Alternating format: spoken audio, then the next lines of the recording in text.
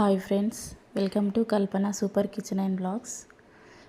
ఈరోజు వినాయక చవితి స్పెషల్ మా ఇంట్లో పొటాటో ఫ్రై, చింతపండు రసం చేశాను.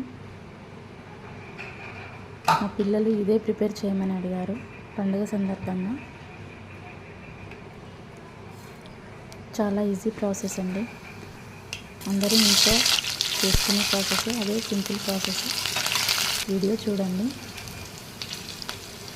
ఇది నా స్టైల్లో పొటాటో ఫ్రై, చింతపండు రసం చేశాను. చాలా టేస్టీగా ఉంది.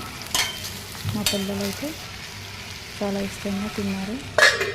అదే పండుగ సందర్భంగా వాళ్ళు అరిటాకులో భోజనం చేశారు. ఈ రెసిపీ చాలా సింపుల్ రెసిపీ అండి.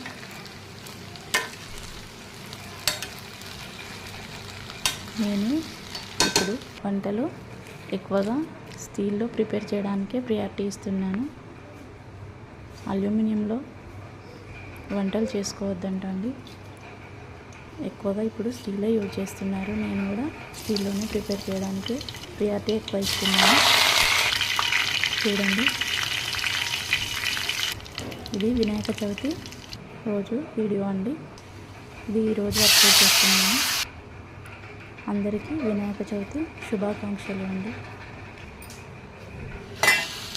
ఎంతో సింపుల్, ఎంతో టేస్టీ పొటాటో ఫ్రై రెడీ అయిపోయిందండి.